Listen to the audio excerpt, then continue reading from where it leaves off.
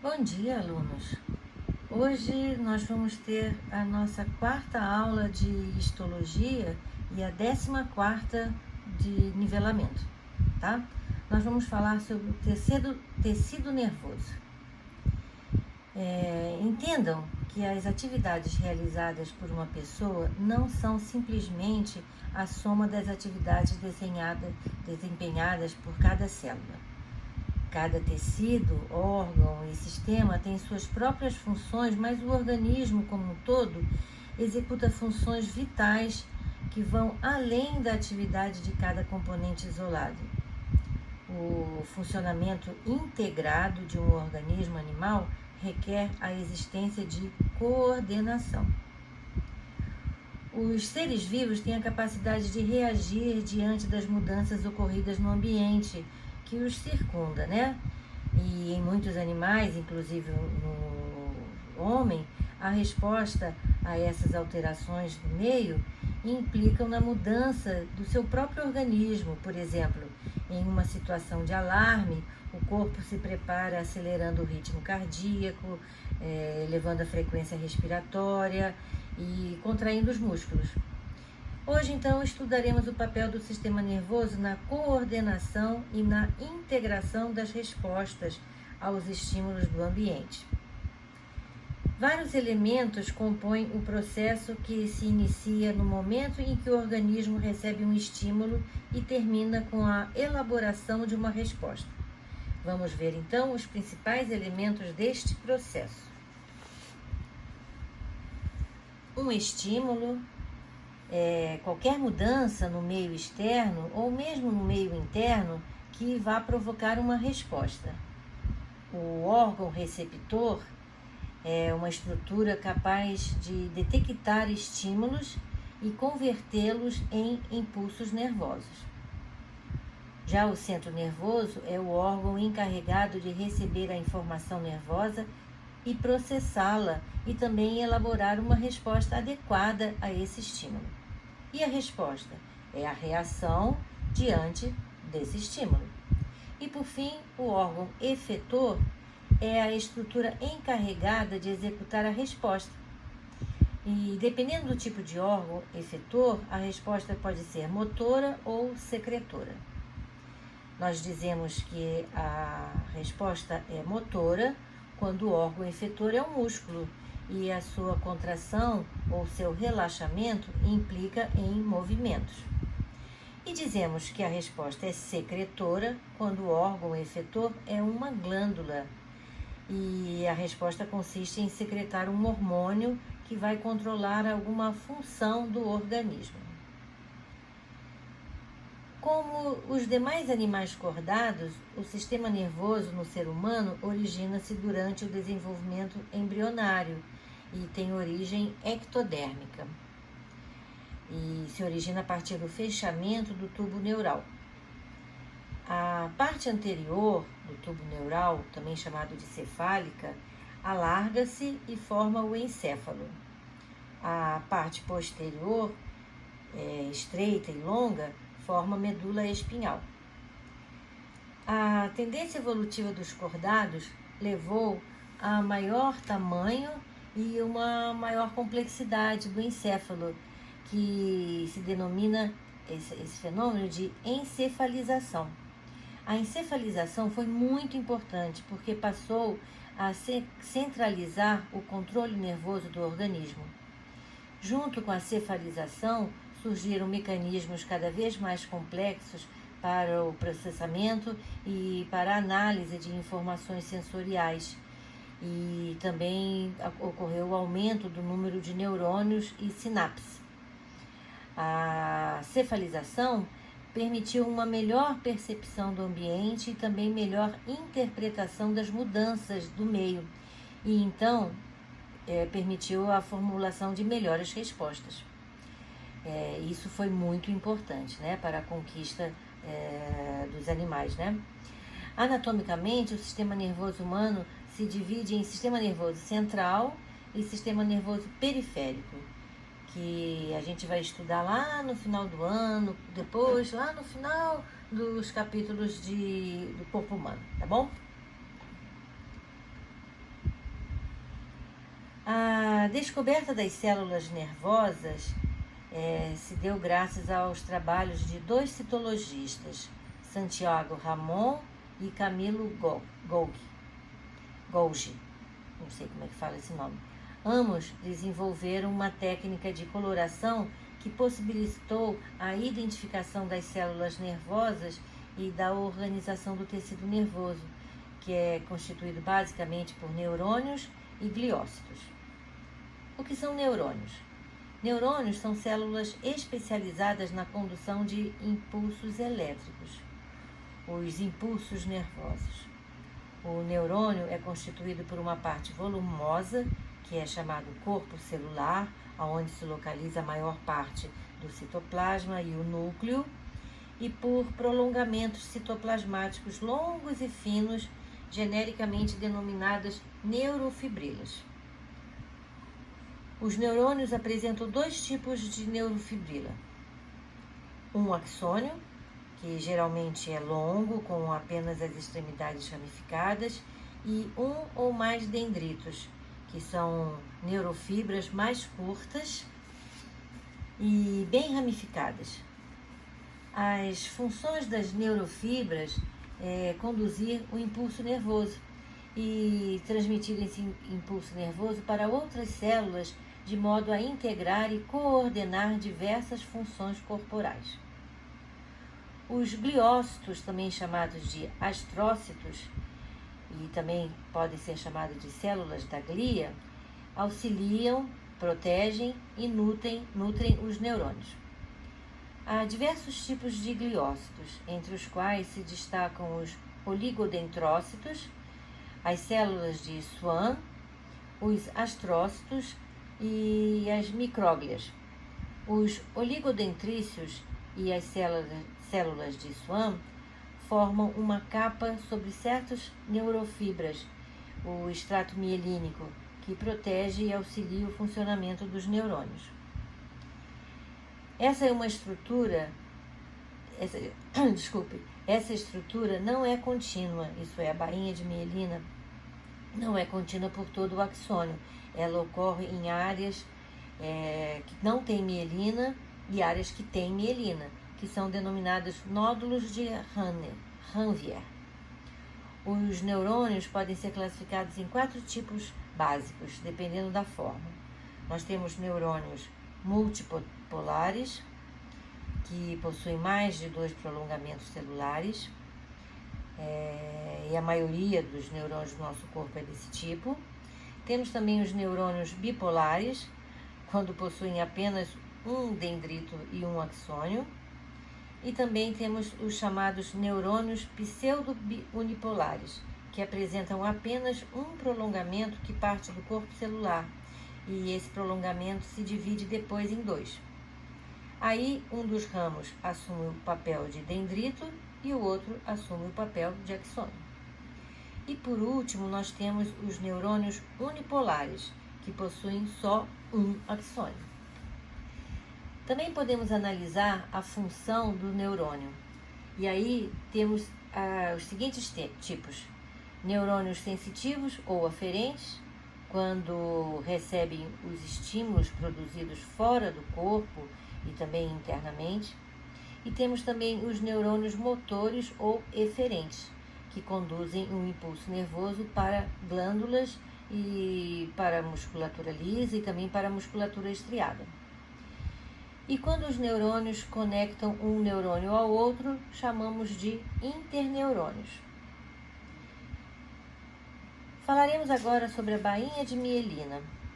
A bainha de mielina, que é produzida pelos oligodendrócitos, é uma especialização da membrana plasmática da célula de Schwann, já que as camadas mais profundas da bainha de mielina são contínuas e essas células, tá? São contíguas, a essas células. Durante o processo de elaboração da bainha de mielina, essa célula aumenta a extensão de sua membrana cerca de 100 vezes, enquanto o axônio aumenta apenas 5 vezes a sua circunferência. A bainha de mielina envolve o axônio como um tubo sendo interrompida em intervalos regulares. Ela é composta por uma série de camadas repetidas que correspondem às voltas em espiral da própria membrana plasmática da célula. É uma capa de gordura que envolve o axônio e funciona como um isolante elétrico, e assim ela facilita a transmissão do impulso nervoso. Se vocês se interessam sobre o assunto, assistam ao filme Óleo de Lorenzo. Esse filme conta a história verídica de uma família que descobre que seu filho, o Lorenzo, sofre de uma doença que destrói a bainha de mielina. O nome da doença é adrenoleucodistrofia. É uma doença genética rara e é ligada ao cromossoma X, que atinge as células adrenais e também atinge o sistema nervoso e também os testículos. A doença atinge particularmente homens e pode se manifestar em qualquer idade. No filme, ela se manifesta por volta dos 2, 3 anos, acho, do menino. Eu já assisti tem algum tempo, eu não me lembro bem. Em alguns casos, a expectativa de vida é de 10 anos. Os sintomas são disfunção adrenal, perda da memória, perda da visão, perda da audição e da fala, deficiência de movimentos e marcha lenta e uma demência grave. A incidência da ADL é cerca de 1 para cada 10 mil indivíduos e as possibilidades de descendência a partir de uma mulher portadora são 25% de chance de nascer uma filha normal, 25% de chance de nascer uma filha portadora do gene, 25% de chance de nascer um filho normal e 25% de chance de nascer um filho afetado. O primeiro caso de ALD foi descrito por um par de médicos que, em 1910, quando eles observavam 2 irmãos, e o mais novo teve uma boa saúde até os 6 anos. E aí ele começou a desenvolver um tom de pele bronzeada e também falta de visão, e seu desempenho escolar caiu em queda livre.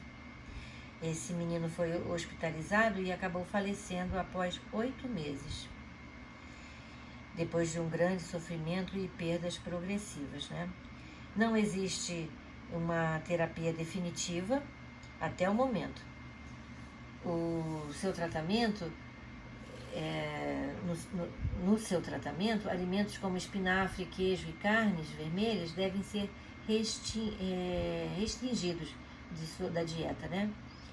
E segundo estudos, a dieta baseada no azeite, que é chamado de óleo de Lorenzo, que é um suplemento alimentar glicoproteico, tem êxito especialmente quando administrado antes da aparição dos sintomas. Esse filme conta então a história desse menino, Lorenzo, que os pais eram leigos, mas como eles não encontravam ajuda para estudar a doença, um diagnóstico e um tratamento, eles começaram a estudar. É um filme muito lindo e prepare-se para chorar. Outra doença que também é causada pela destruição da bainha de mielina é a esclerose múltipla, que até tem aquela atriz que fazia programas cômicos, eu esqueci o nome dela, que ela desenvolveu, né? É uma doença autoimune e é a doença mais comum que ataca o sistema nervoso central. É uma doença inflamatória, degenerativa e progressiva. Ela causa tremores, dificuldade para andar, para enxergar e para falar, e até pode causar paralisia. Mesmo com o avanço dos tratamentos, 50% dos pacientes vão precisar de ajuda para ficar de pé depois de 15 anos do primeiro sintoma aproximadamente. No Brasil, mais ou menos 30 mil pessoas vivem com essa doença. E o mês de agosto é chamado Agosto Laranja, que é o mês da conscientização dessa doença.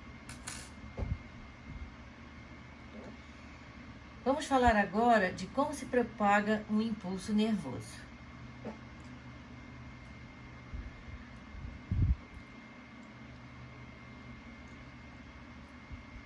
A superfície interna da membrana plasmática de um neurônio em repouso, isto é, que não foi estimulado, é eletricamente negativa em relação ao exterior, sobre uma diferença de potencial.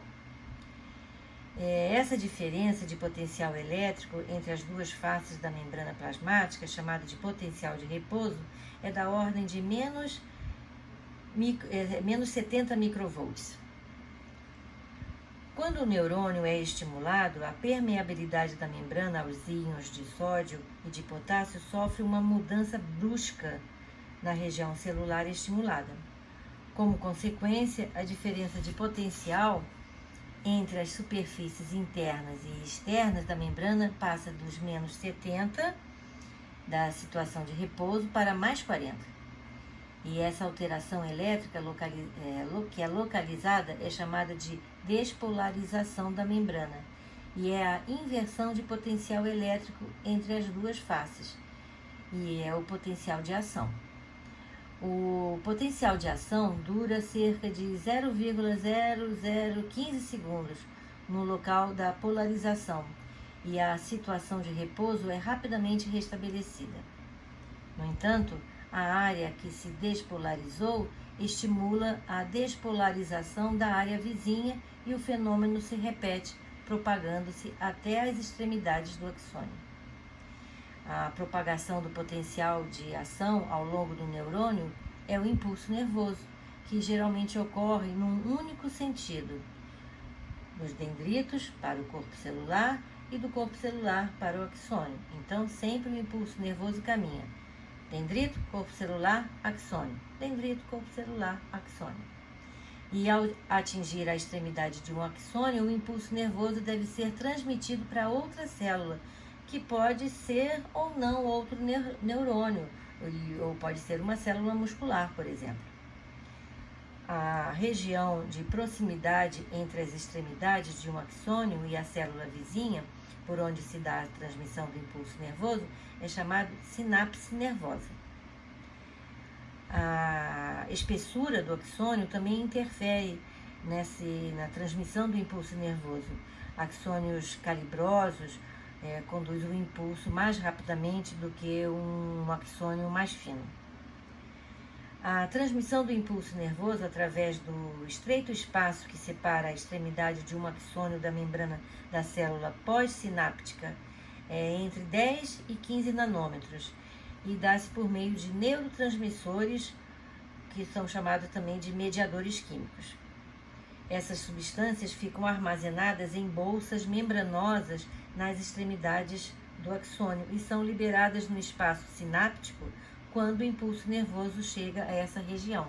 Então, para que o impulso nervoso continue, tem que haver uma descarga, vamos dizer assim, de neurotransmissores nas regiões chamadas sinapses, que são espaços entre uma célula nervosa e outra. Os neurotransmissores liberados no espaço sináptico ligam-se a proteínas receptoras da membrana da célula pós-sináptica e assim geram nela um novo impulso nervoso. Caso se trate de um axônio ou um estímulo para contração, caso se trate de uma célula muscular. Os cientistas já identificaram dezenas de substâncias que atuam como neurotransmissores e entre elas se destacam, por exemplo, a acetilcolina, a adrenalina, a noradrenalina, a dopamina e a serotonina também. A adrenalina é liberada pelas glândulas suprarrenais. Essas glândulas ficam acima dos rins, apesar de não ter nada a ver com o funcionamento renal. A adrenalina também é conhecida como epinefrina e é um hormônio produzido em situação de alto estresse ou uma situação ligada ao lado emocional. A adrenalina estimula o aumento da frequência cardíaca, ela contrai os vasos sanguíneos periféricos, por isso a pessoa fica branca de susto, e manda mais sangue para os músculos, né? E dilata as vias aéreas para mandar mais sangue para os músculos e mais oxigênio para os pulmões. Assim, uma descarga de adrenalina prepara a pessoa para uma resposta rápida e vigorosa. E isso acontece em situações de emergência, por exemplo, né? Quando a pessoa leva um susto, quando a pessoa precisa fugir, quando a pessoa precisa reagir a algum estímulo, assim. Depois, quando passa o estímulo, né, a pessoa vai pensar, nossa, como é que eu fiz isso? Como é que eu tive essa reação tão rápida, tão vigorosa? Por quê? Porque houve uma descarga de adrenalina e a pessoa teve esse estímulo extra, essa força extra para fazer, dar aquela resposta mais vigorosa. A noradrenalina, que também é conhecida como norepinefrina, é um neurotransmissor que afeta a atenção e as ações de resposta no cérebro. Ela também se relaciona com processos cognitivos, aprendizagem, criatividade e memória. A dopamina está associada a sentimentos de prazer e satisfação. Ela também está associada ao vício, a movimentos e à motivação. Alterações nos níveis de dopamina no corpo podem desencadear diversas doenças, por exemplo, a doença de Parkinson e a esquizofrenia. A acetilcolina tem um caráter excitatório que pode agir tanto em sinapses neurais quanto em placas motoras que enviam sinais para os músculos. Ela é o principal neurotransmissor envolvido no pensamento, no aprendizado e também na memória. A serotonina é um neurotransmissor que está relacionado ao nosso bem-estar e à nossa felicidade. E os níveis são afetados pelo exercício físico e pela exposição à luz solar, né? Todos nós sabemos que em países de pouca exposição ao sol, os níveis de depressão são bem maiores do que em países tropicais, como o Brasil, por exemplo. Ela também ajuda a regular o equilíbrio do humor, o ciclo do sono e também a digestão. Ela regula os níveis do sono juntamente com a melatonina, que também regula os movimentos intestinais. E também temos as endorfinas, que são liberadas no cérebro durante a prática de exercício físico, a excitação, a dor e a atividade sexual, e produzem a sensação de bem-estar e euforia. Já foram identificados pelo menos 20 tipos de endorfinas nos seres humanos. E alguns alimentos, como chocolate e alimentos apimentados, também podem estimular a liberação de endorfinas. E por último, mas não menos importante, vamos falar da ocitocina. A ocitocina tem a função de promover as contrações musculares e reduzir o sangramento durante o parto. E estimula a liberação do leite materno e também desenvolve o apego e a empatia entre as pessoas. E por isso ela é chamada o hormônio do amor. Ela é produzida a partir ela é responsável por produzir parte do prazer no orgasmo e modular a sensibilidade ao medo. O hormônio do amor, então, a ocitocina, aumenta a ligação entre a mãe e o seu filho durante a amamentação. Então, o que acontece quando um neurotransmissor, depois que o trabalho dele está completo? Uma vez que o neurotransmissor tenha tido o efeito afetado, né, executado, sua atividade pode ser interrompida por diversos mecanismos. Mas também alguma coisa pode dar errada, como por exemplo, os neurônios podem não fabricar o suficiente de um neurotransmissor específico, ou pode fabricar muito de um neurotransmissor em particular, ou então ele pode ser liberado em grande quantidade, e alguns podem ser até desativados por enzimas, ou até alguns neurotransmissores podem ser absorvidos muito rapidamente. Por exemplo, a doença como o mal de Alzheimer está relacionada a déficit de alguns neurotransmissores. E as drogas ilícitas, como a heroína, a cocaína e a maconha, também afetam a produção e a ação de neurotransmissores. A heroína, por exemplo, age imitando os opioides naturais do cérebro, e isso é o suficiente para estimular seus receptores associados. Já a cocaína é um exemplo de uma droga de ação indireta que influencia a transmissão da dopamina, e a maconha age na liberação de neurotransmissores pelo nosso corpo, né? A maconha diminui a concentração, diminui a memória e também a atenção. Ela causa alteração na função cerebral, causa mudanças na percepção, mudanças no humor e também na consciência. E às vezes causa alucinações visuais, causa euforia, uma euforia momentânea, e pode desencadear depressão. E para terminar a aula de hoje, vamos falar de uma doença muito triste que ganhou muito destaque nos últimos anos, como uma brincadeira que as pessoas eram filmadas jogando baldes de água gelada. Eu não me lembro bem quando é que foi, não sei se vocês assistiram. Essa doença se chama ELA. É uma sigla pela qual a doença esclerose lateral amiotrófica é mais conhecida. Ela também pode ser chamada de doença do neurônio motor, e ainda não há informações conclusivas sobre suas causas, mas cerca de 10% dos casos confirmados, o principal motivo se refere a defeitos genéticos. Basicamente, os neurônios dos pacientes se desgastam ou morrem e não enviam comandos aos músculos. Após a identificação da doença, apenas 10% das pessoas sobrevivem aproximadamente 10 anos. Porém, o físico inglês Stephen Hawking sobreviveu por 5 décadas, superando todas as previsões. Ele foi diagnosticado aos 21 anos e viveu até os 76.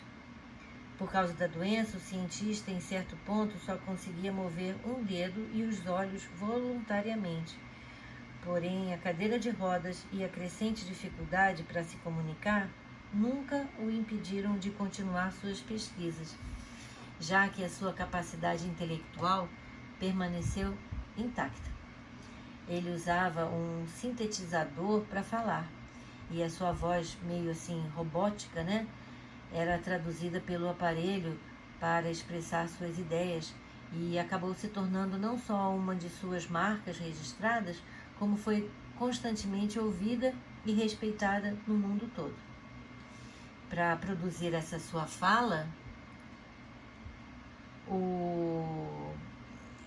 ele movimentava os olhos numa tela, né? E também usava para movimentar a sua cadeira. Essa doença de caráter degenerativo afeta progressivamente os neurônios responsáveis pelos movimentos do corpo e causa a perda do controle muscular.